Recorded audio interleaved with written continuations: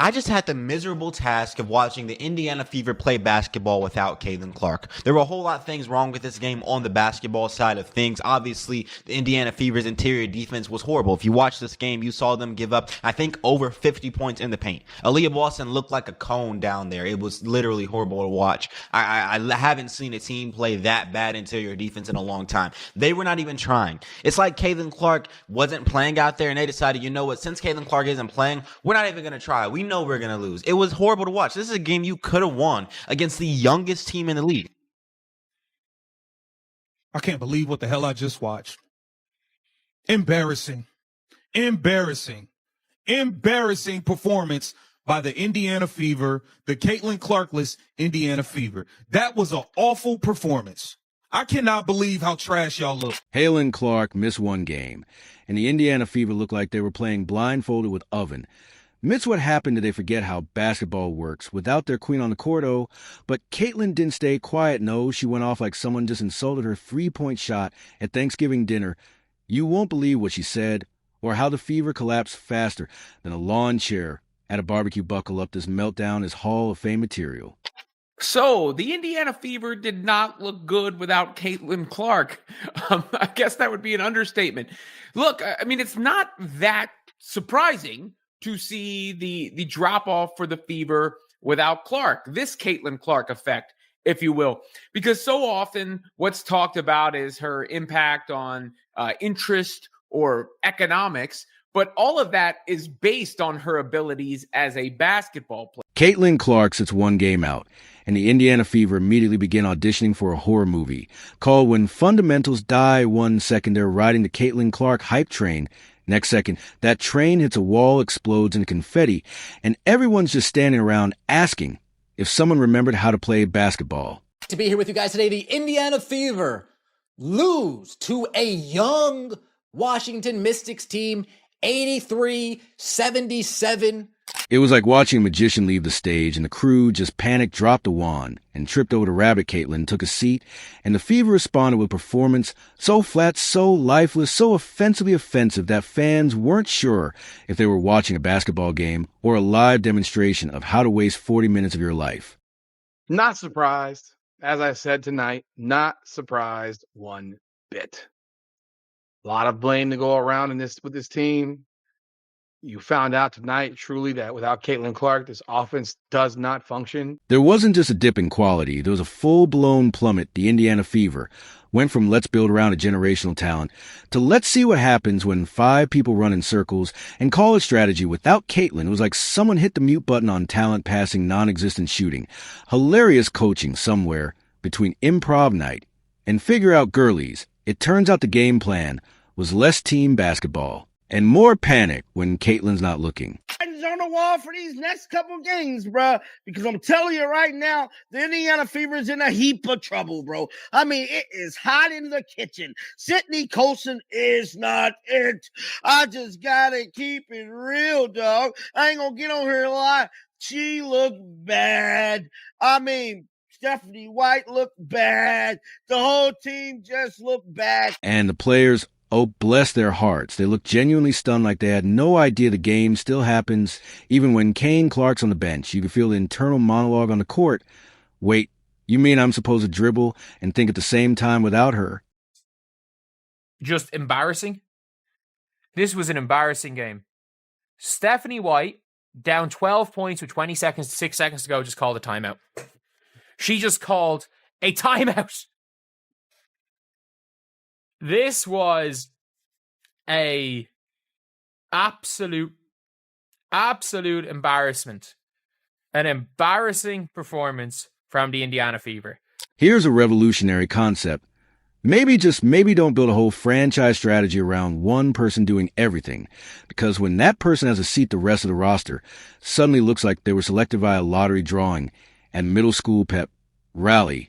The passes were so off, Tagman fans in the nosebleeds were ducking the defense, was so absent the opposing team started sending them thank you cards. It's not that they lost. It's how they lost you expect a bump when you're superstar.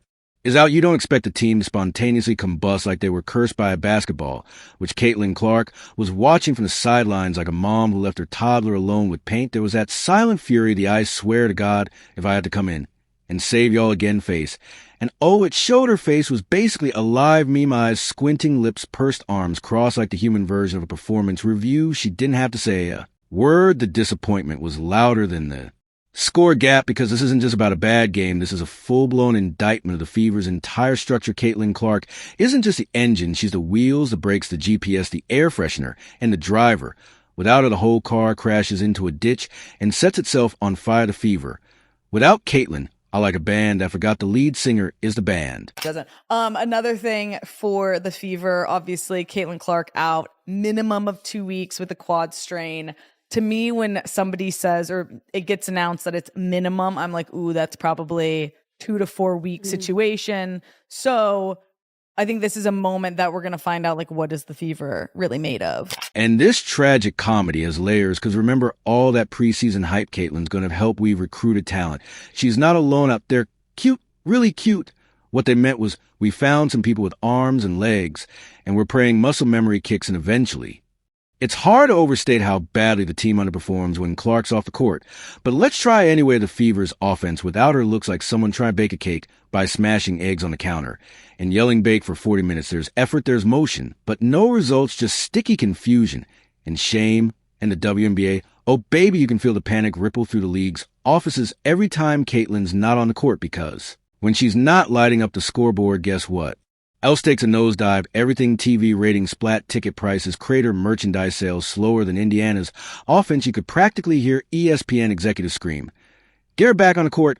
I don't care if she has a broken leg, duct tape it." Well, we're going to talk more about Caitlin Clark's absence and the impact this is felt, that's being felt around the league, and even in Indiana. It's going to be a big impact. Okay, I did a video the other day. They were talking about the impact of Caitlin Clark on the WNBA being very close to $1 billion.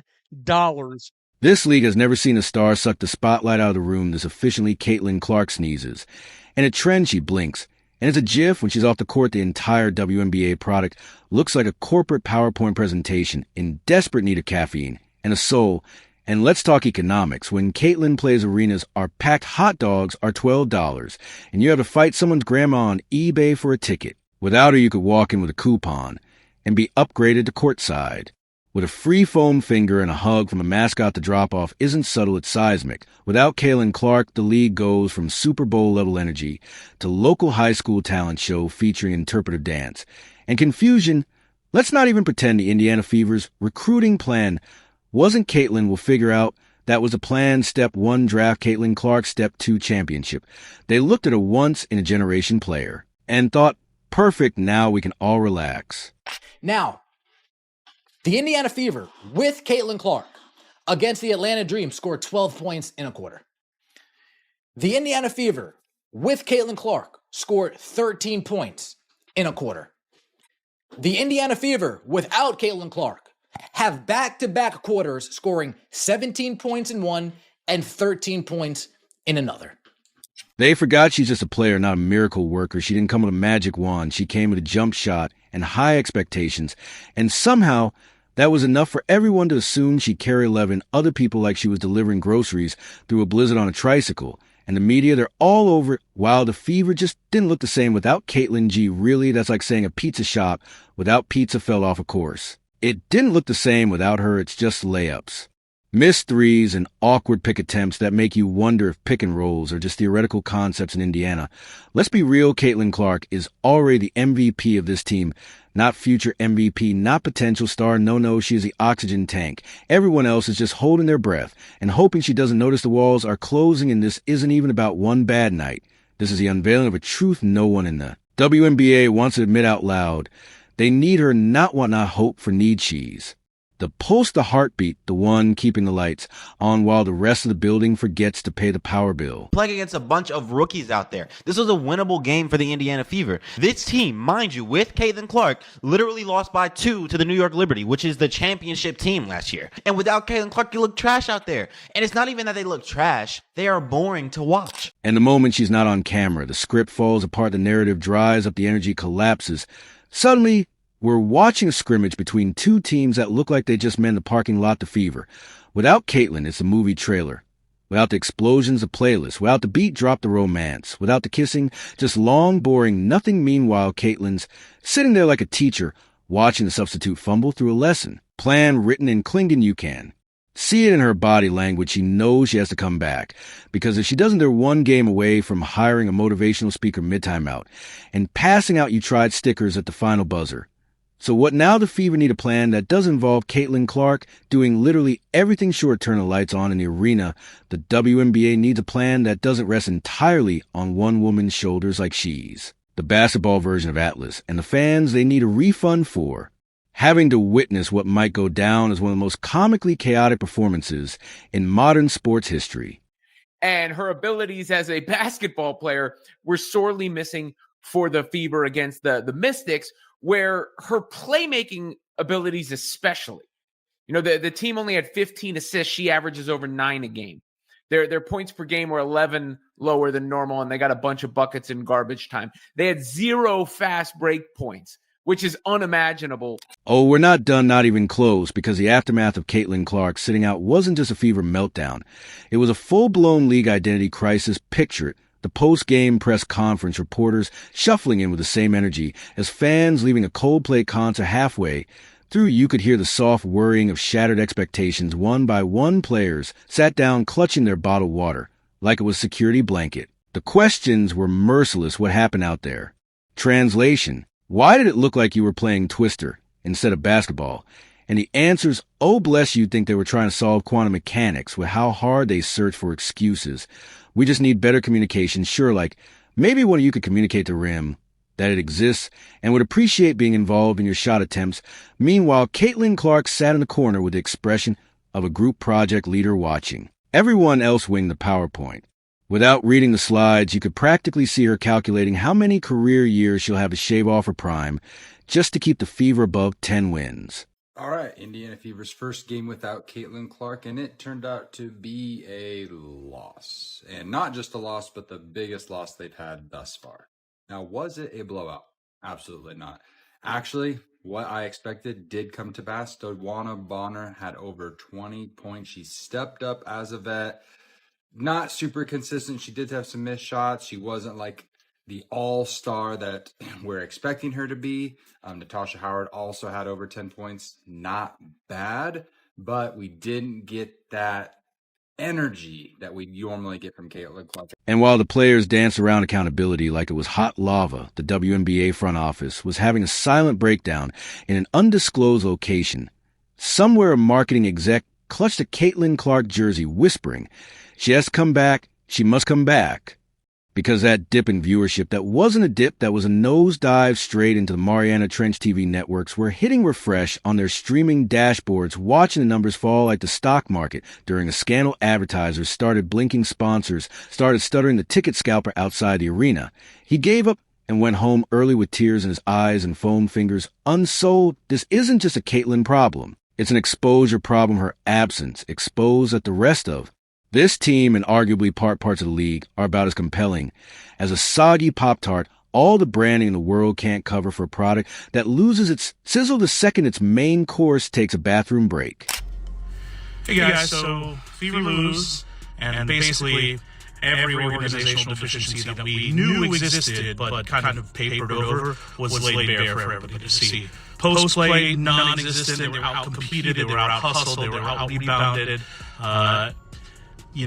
Just defensively, we were all over the place. Couldn't hit a shot to save our lives. We ended up shooting under 39% for the game and 20% from three. But really, the big problem is that we just are the backup point guard position. We don't have a catalyst that can start off. And that's the gag. They know it. They all know it. Coaches know it. Broadcasters know it. League execs definitely know it. Caitlin Clark isn't just a player. She's a power source. Everyone else is just hoping she doesn't unplug herself out of sheer frustration.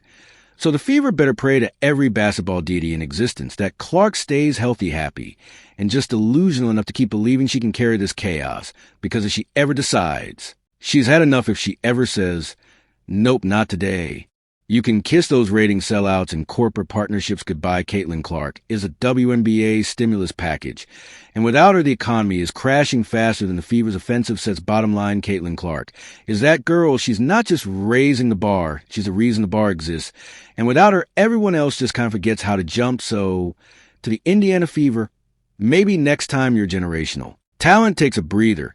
You try not to play like you're being blackmailed by a rival league and to the WNBA invest, build, support. Because without Caitlin Clark, you're not just losing a game, you're losing the whole plot. And trust me, no one's tuning in to watch that. So many of the WNBA players don't like Caitlin Clark, or they just don't fool with her, so to speak. But it has nothing to do with the fact that she's white. People don't like Caitlin Clark because she's simply great. She makes it look easy, and she's young. So she's on a trajectory that many other players will never be on. And the Caitlin Clark effect happened so fast because she's built a following. She's a great player, and she has all the elements to be a champion. So there is crystal clear now, without Caitlin Clark, the Indiana Fever are basically a group of lost tourists stumbling around the court with no map, no GPS, and zero idea where the basket, even as the WNBA desperately needs her spark. Because the moment she's off the floor, everything else crumbles faster than their offense. If the league wants to keep fans, ratings, and ticket sales from nosediving, they either build a team that can stand without her or just admit Caitlin Clark is the entire show. Honestly, we wouldn't want it any other.